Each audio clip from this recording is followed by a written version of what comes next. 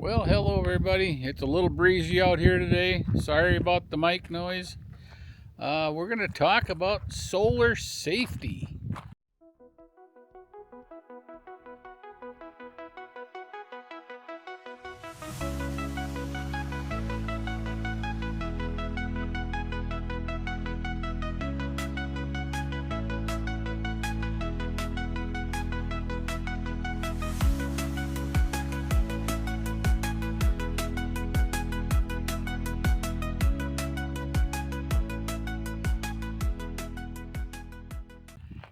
And how you should be wiring your solar system up above on your trailer, your panels.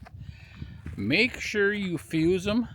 Make sure you fuse them, or else you can end up shorting out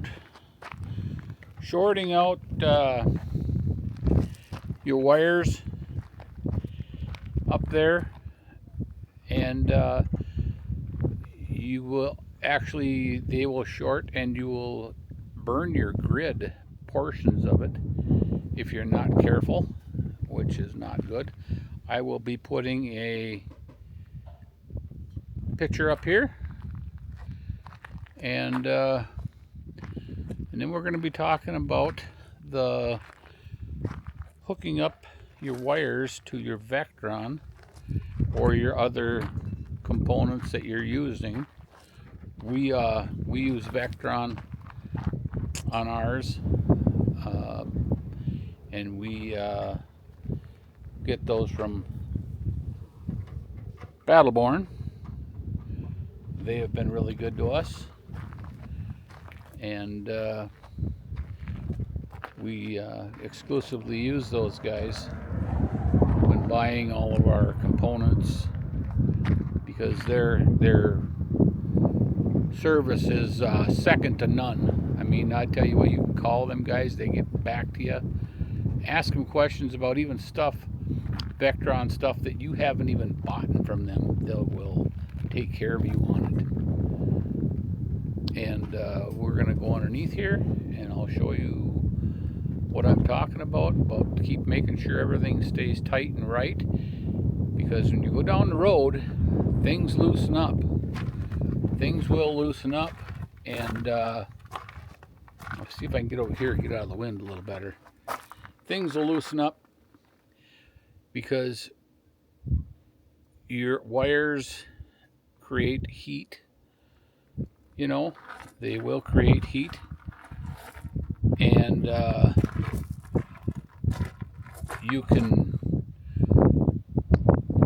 they settle in, basically, is what happens. They kind of settle into where they are, and then they get loose because they're tight, and they get warm, they settle in, and they get loose. And bouncing down the road, you will definitely get a solar charger that turns the connections hot, which will melt them on your solar controllers. So I will turn it around and we'll take a look what I'm talking about in here.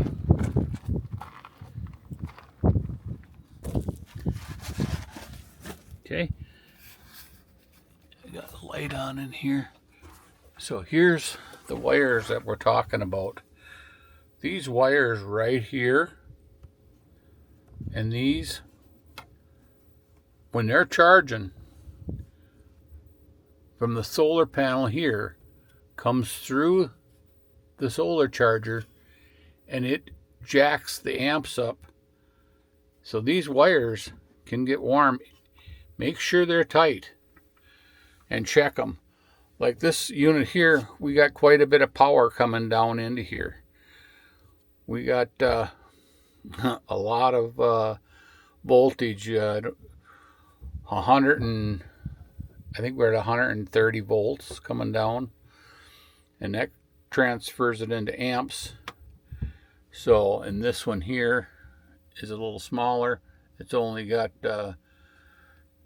it's just a 400 panel on its own, but every one of them are fused or circuit breaked in case I want to get into them, and it protects them. But make sure on your bus bar, all these wires are good and tight on the bus bar. And you definitely want to use 4/0 wire on your batteries if you're going 12 volt. Now, if you're going 24 volt, it's a little different. You can go a lot smaller. And you got your shunt down here that monitors all your voltage in and out. And here is your slow blow fuse and your disconnect. I have a buddy